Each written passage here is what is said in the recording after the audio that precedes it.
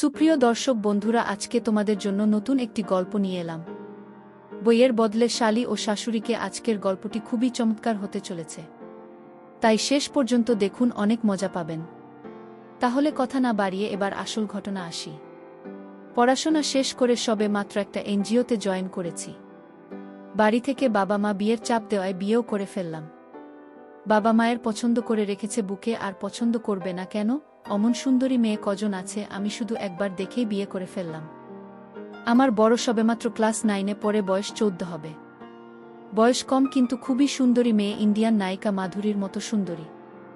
আমাদের পাশের থানায় ওদের বাড়ি। যেদিন আমাদের বিয়ে হয়, যখন আমার বুকে রাতে আমাদের বাড়িতে নিয়ে আসব, তখন আমার নানি শাশুড়ি আমার কানের কাছে এসে আস্তে আস্তে বলল, আমার নাতনির বয়স খুবই কম, সাবধানে কাজ করবে, কখনো কষ্ট দেবে না। রাতে আমাদের যখন বাসর ঘরে থাকতে দিল, তখন রাত 12টার উপরে বেজে গেছে। লাল কাতান শাড়িতে আমার বালিকা বুকে অসম্ভব সুন্দরী লাগছিল। আমার বউ যখন আমার পাশে এসে বসল, তখন তার মুখের আলপনা, সুন্দর চোখের চাহনি, নিষ্পাপ অবয়ব আমাকে দারুণ মুগ্ধ করে তুলেছিল। আমি অবাক হয়ে ওকে শুধু দেখছিলাম। বাসর ঘরে আমার নতুন বউয়ের সাথে কিছু মধুর আলাপ করার চেষ্টা করলাম। কথা বলতে না বলতেই দেখলাম আমার বুকে ঘুমিয়ে গেছে, একেবারে গভীর ঘুম। আমি ওকে আর ডাকলাম না, শুধু ওর উপর হাত রেখে আমি ঘুমাবার চেষ্টা করলাম। আমাদের বাসর রাতে আর কোনো কিছু হলো না। ঘুম ভাঙার পর দেখলাম সকাল হয়ে গেছে। দ্বিতীয় রাতে আমি আমার বউয়ের সব কিছু আলো জ্বেলে দেখলাম, সব কিছু একদম দেবী মূর্তির মতো দেখতেও।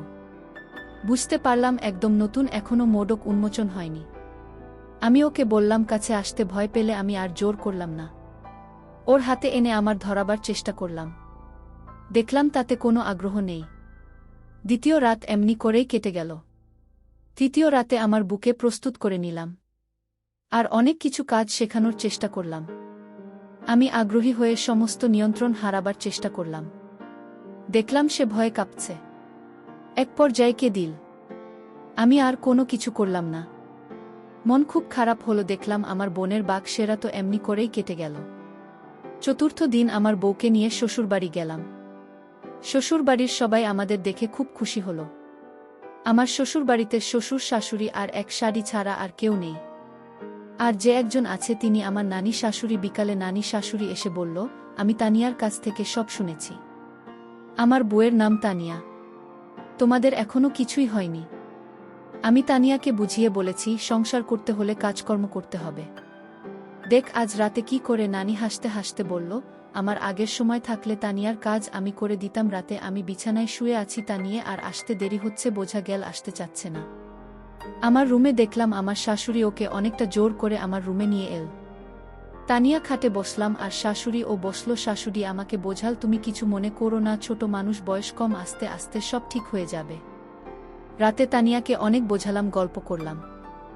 এবারও আমার সমস্ত নিয়ন্ত্রণ হারিয়ে ফেললাম। তবুও কোনো প্রতিক্রিয়া পেলাম না। আমি চেষ্টা করেও উঠে বসে কান্না করছে। তা দেখে আমার খুব মন খারাপ হলো। ওর কান্না শুনে আমার শাশুড়ি উঠে এল, দরজায় নক করল। আমি দরজা খুলে দিলাম। বিছানায় এসে কাত হয়ে শুয়ে পড়লাম। আমি বুঝতে পারলাম আমার শাশুড়ি আমার বউয়ের সব কিছু দেখলে। আস্তে আস্তে বোঝালো, এসব কিছু না, ভয়ের কিছু নেই।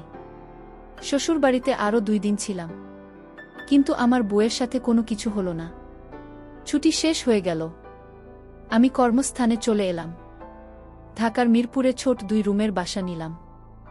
1 মাস পর শ্বশুরবাড়িতে চিঠি লিখলাম বুকে নিয়ে আসার জন্য। সেদিন ছিল বন্ধের দিন।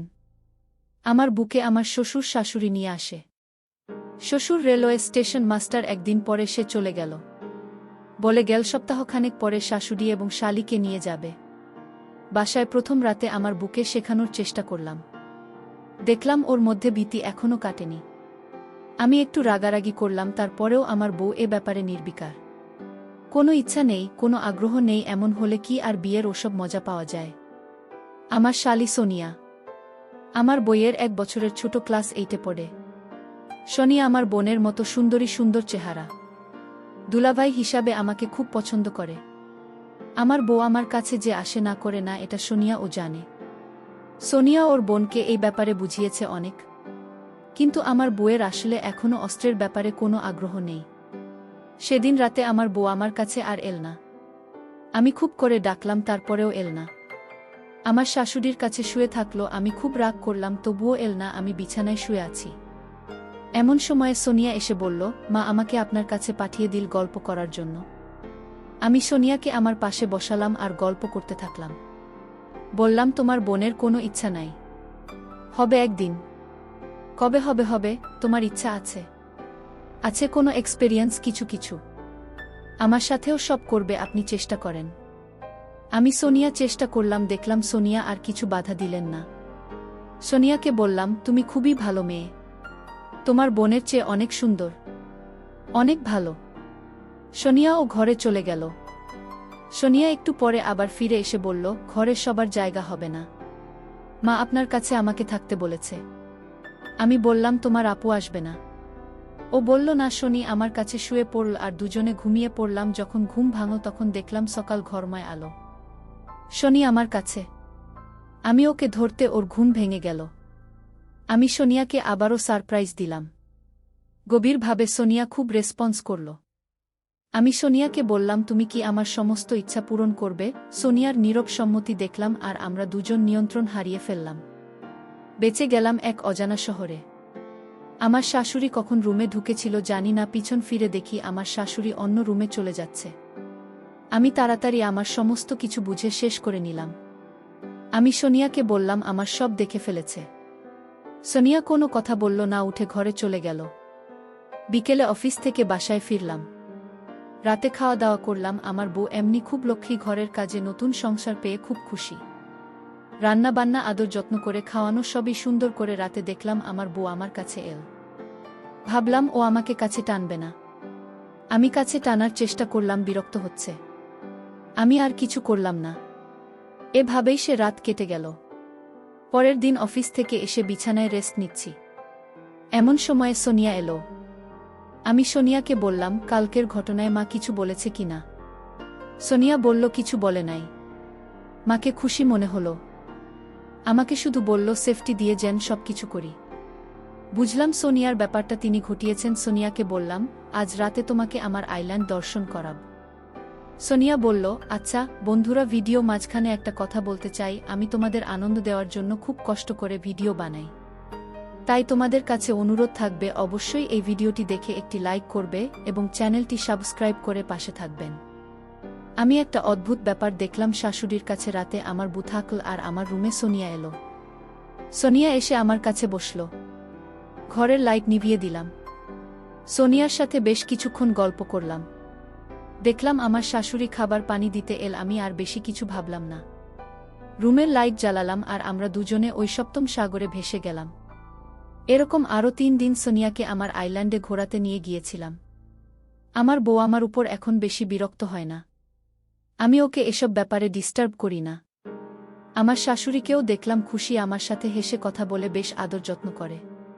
এরকম আরও 34 দিন চলে গেল। সোনিয়াকে আমার সমস্ত কাজকর্ম করতে থাকে। ইতিমধ্যে আমার শ্বশুর সাহেব ঢাকায় আসলেন।